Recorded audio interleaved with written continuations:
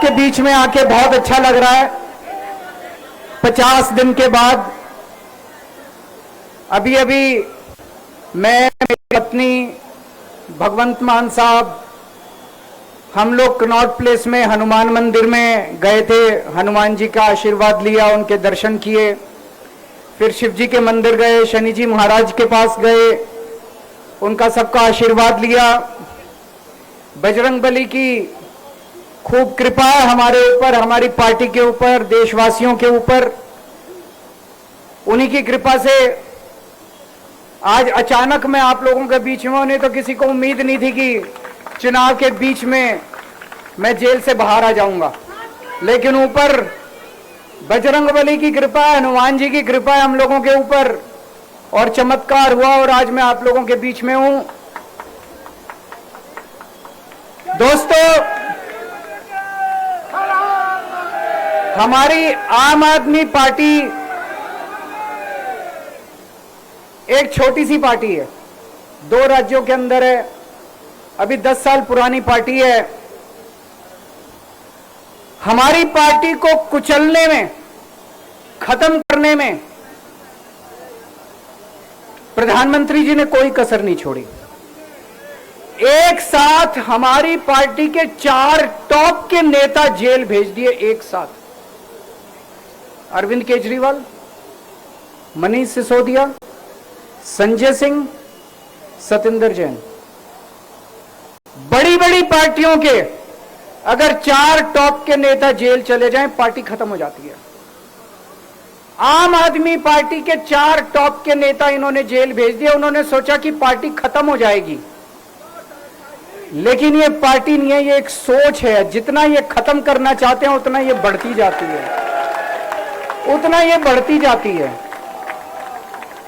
ये क्रश करना चाहते हैं प्रधानमंत्री जी आम आदमी पार्टी को। जो लोग मोदी जी से मिलने जाते हैं, वो कई लोग हमें भी जानते हैं, वो बाहर आके हमें बताते हैं कि आपके बारे में सबसे पहले मोदी जी से जो भी मिलने जाता है, सबसे पहले वो केजरीवाल की और आम आदमी पार्टी की 10 से 15 मिनट बात करते हैं। उनको कहते हैं कि आने वाले समय के अंदर आम आदमी पार्टी ही देश को भविष्य देने वाली है। वो खुद भी मानते हैं। इसीलिए वो चाहते हैं कि आज ही आम आदमी पार्टी को बढ़ने से रोका जाए, इनको कुचल दिया जाए। ये तानाशाही है।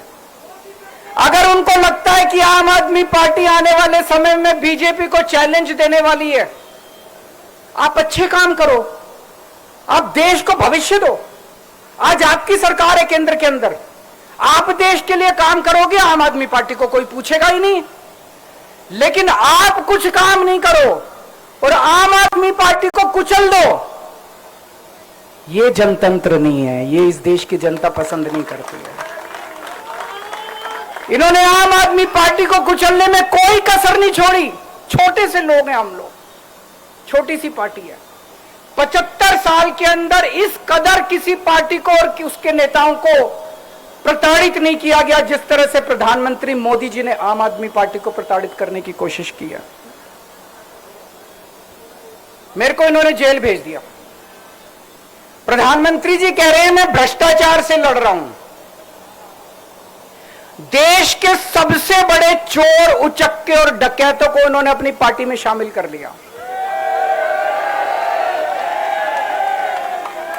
जिन लोगों को 10 दिन पहले मोदी जी कहते थे 70,000 करोड़ का इसने घोटाला कर दिया, थोड़े दिन के बाद उसी आदमी को अपनी पार्टी में शामिल करके किसी को डिप्टी सीएम बना देते हैं, किसी को मंत्री बना देते हैं और उनके सारे ईडी और सीबीआई के मामले खत्म कर देते हैं और कहते हैं मैं भ्रष्टाचार से लड़ रहा हूं। मैं मोदी जी को कहना चाहता हूं, भ्रष्टाचार से अगर लड़ाई लड़नी है तो केजरीवाल से सीखो। प्रधानमंत्री जी, भ्रष्टाचार के खिलाफ लड़ाई केजरीवाल ने लड़ी है। 2015 में जब दिल्ली में हमारी सरकार बनी थी, हमारे एक मंत्री का एक ऑडियो मेरे पास किसी ने व्हाट्सएप कर दिया। उस ऑडियो में मेरा मंत्री किसी दुकान वाले से 5 लाख रुपए मांग रहा था। किसी मीडिया वाले को नहीं पता था, विपक्ष को नहीं पता था। आप लोगों को याद होगा, मैंने अपने खुद मंत्री को सीबीआई के हवाले कर दिया, जेल भेज दिया था अपने मंत्री को। ये होती है भ्रष्टाचार के खिलाफ लड़ाई। पंजाब के अंदर मेरा एक मंत्री भ्रष्टाचार में, मेरे को पता चला कि वो पैसे मांग रहा है। वहां पे मान साहब ने उसको, किसी को भी, विपक्ष को नहीं पता था, मीडिया को नहीं पता था, हमने अपने मंत्री को उठा के जेल में भेज दिया। तुम देश के सारे चोर उचक्के डकैतों को अपनी पार्टी में शामिल कर लो और केजरीवाल को जेल भेज दो और कहो मैं भ्रष्टाचार के खिलाफ लड़ रहा हूं, तो आप भ्रष्टाचार के खिलाफ नहीं लड़ रहे प्रधानमंत्री जी। आप देशवासियों को बेवकूफ मत समझो। देश बच्चे बच्चे की जुबान के ऊपर हो रहा है कि सारे चोर चक्कों को अपनी पार्टी में शामिल करके और ईडी और सीबीआई के सारे केस उनके रफा दफा कर देते। केजरीवाल को क्यों गिरफ्तार किया? केजरीवाल को गिरफ्तार करके उन्होंने एक मैसेज दिया है सारे देश को कि अगर मैं केजरीवाल को गिरफ्तार कर सकता हूं तो किसी को भी गिरफ्तार कर सकता हूं। कोई केस नहीं होगा, कोई मामला नहीं होगा, तब भी मैं तुमको गिरफ्तार कर सकता हूं। एक बेहद खतरनाक मिशन चालू किया हुआ है प्रधानमंत्री जी ने, बहुत ही खतरनाक। देशवासियों को यह समझने की, अब जो मैं बोलने जा रहा हूं, समझने की जरूरत है। उस मिशन का नाम है वन नेशन वन लीडर। देश के सारे नेताओं को खत्म करना चाहते हैं मोदी जी, और इसको 2 स्तर के ऊपर इस मिशन को चला रहे हैं। जितने विपक्ष के नेता हैं उनको जेल भेजेंगे और जितने बीजेपी के नेता हैं उनको सबको निपटा देंगे, उनकी राजनीति खत्म करते जाएंगे, उनको सबको निपटाते जाएंगे। विपक्ष के अंदर आज इन्होंने मनीष सिसोदिया को जेल भेज दिया, संजय सिंह को जेल भेज दिया, सत्येंद्र जैन को जेल भेज दिया, केजरीवाल को जेल भेज दिया, हेमंत सोरेन को जेल भेज दिया, ममता दीदी के कई मंत्रियों को जेल भेज दिया, स्टालिन के कई मंत्रियों को जेल भेज दिया, केरला के सीएम के पीछे पड़े हैं। अगर ये चुनाव जीत गए, मेरे से लिखवा लो एफिडेविट के ऊपर, थोड़े दिन के बाद ममता दीदी जेल में होंगी, तेजस्वी यादव जेल में होगा, स्टालिन साहब जेल के अंदर होंगे, पिनरई विजयन जेल के अंदर होंगे, उद्धव ठाकरे जेल के अंदर होंगे, जितने विपक्ष के नेता ये सारे जेल के अंदर होंगे। अगर ये चुनाव जीत गए, इन्होंने बीजेपी का एक नेता नहीं छोड़ा। आडवाणी जी की राजनीति खत्म कर दी इन्होंने, मुरली मनोहर जोशी की राजनीति खत्म कर दी, सुमित्रा महाजन की, शिवराज सिंह चौहान जिसने मध्य प्रदेश का चुनाव जीत के दिया इन लोगों ने, शिवराज सिंह चौहान ने उसको मुख्यमंत्री नहीं बनाया, उसकी राजनीति खत्म कर दी। वसुंधरा राजे की राजनीति खत्म कर दी इन्होंने, खट्टर साहब की राजनीति खत्म कर दी, डॉक्टर रमन सिंह की राजनीति खत्म कर दी। अब अगला किसका नंबर है? योगी आदित्यनाथ। अगर ये चुनाव जीत गए, मेरे से लिखवा लो, 2 महीने के अंदर उत्तर प्रदेश का मुख्यमंत्री बदल देंगे ये लोग। योगी आदित्यनाथ की राजनीति खत्म करेंगे, उनको भी निपटा देंगे ये लोग। यही तानाशाही है दोस्तों। वन नेशन वन लीडर ये चाहते हैं, एक ही तानाशाह इस देश के अंदर बचेगा, एक ही तानाशाह इस देश के अंदर बचेगा। हमारा देश बहुत महान है, 4000 5000 साल पुराना हमारा देश है। इसके पहले पिछले 4000 साल में कई मौके आए जब इस देश के ऊपर तानाशाहों ने कब्जा करने की कोशिश की, लेकिन हमारे देश के लोगों ने उन तानाशाहों का तख्ता उखाड़ के फेंक दिया। जब जब हमारे देश में ऐसा मौका आया कि तानाशाह ने हमारे देश के ऊपर कब्जा करने की कोशिश की, इस देश की जनता ने उसका तख्ता उखाड़ के फेंक दिया। आज एक तानाशाह इस देश से जनतंत्र खत्म करना चाहता है, आज एक तानाशाह इस देश से लोकशाही खत्म करना चाहता है। मैं पूरे तन मन धन से लड़ रहा हूं, संघर्ष कर रहा हूं उस तानाशाह के खिलाफ। 140 करोड़ लोगों का साथ चाहता हूं मैं। मेरे अकेले के करने से नहीं होगा। 140 आज मैं आप लोगों से भीख मांगने के लिए आया हूं, 140 करोड़ लोगों से, 140 करोड़ लोगों से भीख मांगने के लिए आया हूं। मेरे देश को बचा लो, मेरे भारतवर्ष को बचा लो, मेरा भारत बहुत महान है। इस तानाशाही से बचा लो मेरे दोस्त, मेरे देश को।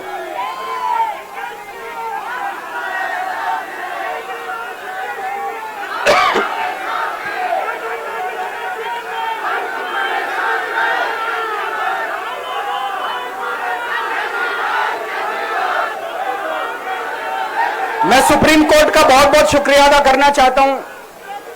उन्होंने 21 दिन दिए हैं, एक एक दिन में 24 घंटे हैं। मैं एक दिन में 24 में से 36 घंटे काम करूंगा, पूरे देश भर में घूमूंगा इस तानाशाही को रोकने के लिए। दोस्तों, जितनी मेरे अंदर ताकत है, मेरा सब कुछ कुर्बान है देश के लिए। मेरा तन मन धन सब कुछ कुर्बान है मेरे देश के लिए। मेरे खून का एक एक कतरा मेरे देश के लिए, मेरे शरीर का एक एक कतरा, मेरी जिंदगी का एक एक पल मेरे देश के लिए। मेरे देश को बचाने के लिए मैं पूरे देश में जाऊंगा। दोस्तों, अब एक बहुत महत्वपूर्ण बात करने जा रहा हूं, उसको ध्यान से सुनना। ये लोग इंडिया गठबंधन से पूछते हैं आपका प्रधानमंत्री कौन होगा। मैं बीजेपी से पूछता हूं आपका प्रधानमंत्री कौन होगा। आप लोग सोच रहे होंगे केजरीवाल क्या बात कर रहा है, मोदी जी होंगे। नहीं, मोदी जी अगले साल 17 सितंबर को 75 साल के हो रहे हैं। बीजेपी के अंदर मोदी जी ने 2014 में मोदी जी ने खुद ने रूल बनाया था कि बीजेपी के अंदर जो भी 75 साल का होगा उसको रिटायर कर दिया जाएगा। सबसे पहले आडवाणी जी को रिटायर किया गया, उसके बाद मुरली मनोहर जोशी जी को रिटायर किया गया, फिर सुमित्रा महाजन को रिटायर किया गया, फिर यशवंत सिन्हा को रिटायर किया गया। अब मोदी जी अगले साल 17 सितंबर को रिटायर होने वाले हैं। तो मैं बीजेपी से पूछना चाहता हूं आपका प्रधानमंत्री का दावेदार कौन है। दोस्तों, अगले साल 17 सितंबर तक अगर इनकी सरकार बनी, तो उस पर भी आऊंगा मैं। अगर इनकी सरकार बनी तो पहले अगले 2 महीने में योगी जी को निपटाएंगे ये, और उसके बाद मोदी जी के सबसे खास अमित शाह को ये प्रधानमंत्री बनाएंगे। तो मैं लोगों को, देश के लोगों को आगाह करना चाहता हूं, मोदी जी अपने लिए वोट नहीं मांग रहे। मोदी जी अमित शाह को प्रधानमंत्री बनाने के लिए वोट मांग रहे हैं। मैं पूछना चाहता हूं मोदी जी से और अमित शाह जी से, ये मोदी की गारंटी पूरी कौन करेगा? क्या अमित शाह मोदी की गारंटी पूरी करेंगे? जब आप अगर जो वैसे तो मेरे को लगता है, मैं भी आऊंगा उसके ऊपर, मुझे नहीं लगता इनकी सरकार बन रही है, लेकिन जो बीजेपी को वोट देने जाएं वो ये सोच के जाना कि आप मोदी जी के नाम पे वोट नहीं दे रहे, आप अमित शाह के नाम पे वोट दे रहे।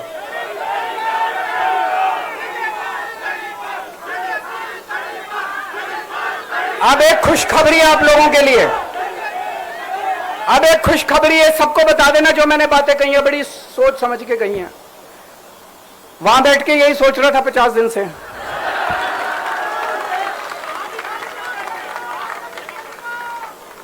दोस्तों, पूरे देश के मेरे को बाहर निकले हुए 20 घंटे हो गए। इन 20 घंटों के अंदर भी मैंने रात भर में जनता से बात कर रहा था, लोगों से फोन कर रहा था।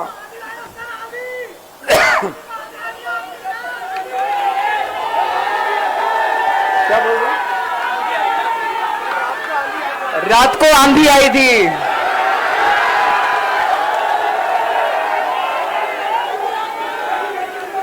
पिछले 20 घंटे में मैंने जो बातचीत करी है, कई बड़े बड़े एक्सपर्ट से बात की, चुनाव विश्लेषकों से बात की, सेफोलॉजिस्ट से बात की, जनता से बात की, फोन पे लोगों से। मेरा अपना आकलन है कि 4 जून के बाद इनकी सरकार नहीं बन रही, मोदी सरकार नहीं बन रही। दोस्तों, अगर मैं गलत हूं तो मेरे को बताना, हरियाणा में इनकी सीट कम हो रही है, राजस्थान में कम हो रही है, कर्नाटक में कम हो रही है, दिल्ली में कम हो रही है, बिहार में कम हो रही है, महाराष्ट्र में कम हो रही है, कर्नाटक में कम हो रही है, बंगाल में कम हो रही है, झारखंड में कम हो रही है। बढ़ कहां रही है? यूपी में कम हो रही है, बढ़ कहां रही है? बढ़ एक भी जगह इनकी सीटें नहीं बढ़ रही हैं। मेरा अपना मानना है, और सट्टा बाजार में भी वजह चल रहा है, इनकी 220 से 230 के बीच में सीट आ रही है, उससे ज्यादा सीट नहीं आ रही है। मोदी सरकार नहीं बन रही है, केंद्र में इंडिया गठबंधन की सरकार बन रही है। आम आदमी पार्टी उस सरकार का हिस्सा होगी, दिल्ली को पूर्ण राज्य दिलाएंगे। दिल्ली का एलजी लोगों का एलजी होगा, दिल्ली का एलजी दिल्ली वालों का एलजी होगा। गुजरात से आया हुआ है अभी, दिल्ली के लोगों का एलजी होगा, दिल्ली के लोगों का विकास होगा। एक और पॉइंट है, जब मैं जेल के अंदर था तो कुछ लोगों ने यह मुद्दा उठाया, केजरीवाल सीएम पद से इस्तीफा क्यों नहीं देता। दोस्तों, केजरीवाल को कभी किसी पद का लालच नहीं हुआ। मैं यहां मंत्री, मुख्यमंत्री, प्रधानमंत्री ये सब बनने नहीं आया।